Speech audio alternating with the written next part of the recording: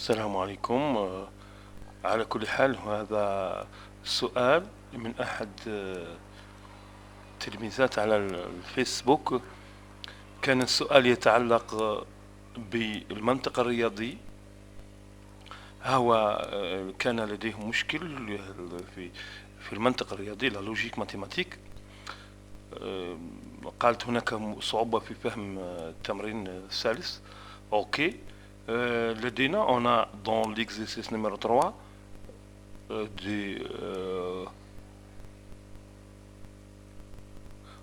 il m'a dit qu'en considérant les propositions suivantes. La première proposition, pour tout x appartenant à R, il existe un y appartenant à R tel que x plus y supérieur à 0. C'est-à-dire pour tout réel x, il existe un autre réel y tel que x plus y est supérieur à 0. Donc, est-ce que ces propositions sont-ils vraies ou fausses?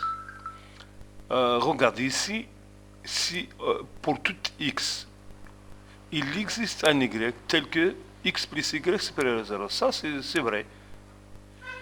Si on prend x, quel que soit x, si x est positif, donc quel que soit y positif, la somme est supérieure à 0. Si x négatif, on prend y égale la valeur absolue de x plus 1 par exemple. Donc la somme de x plus y supérieure à 0. Donc cette proposition est vraie. Quel que soit x, on prend y égale la valeur absolue de x plus 1. Donc la somme est strictement positive. Ok, on va voir la deuxième proposition. Deuxième proposition, il dit il existe un x réel tel que pour tout y réel, x plus y est positif. Donc ça, ce n'est pas vrai. Comment? Si on prend un x, si ça existe, on prend y, la valeur absolue de, moins la valeur absolue de x, moins 1.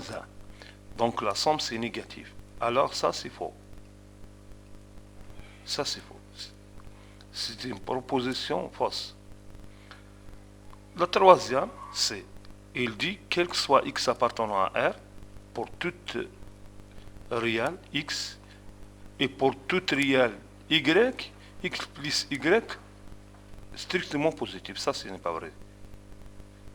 Par exemple, il existe un x réel et un y réel tel que x plus y est négatif. Il suffit de prendre x et y, deux nombres réels négatifs, donc la somme est négative. Donc ça, c'est faux.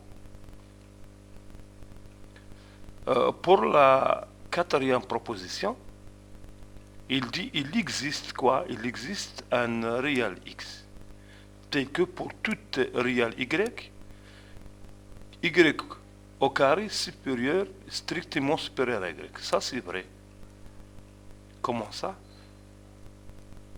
Oui. On prend x, un nombre naturel négatif. Donc, quel que soit y un nombre réel, y au carré est positif. Donc, y au carré est strictement supérieur à le nombre x qui est négatif. Donc, ça, c'est vrai.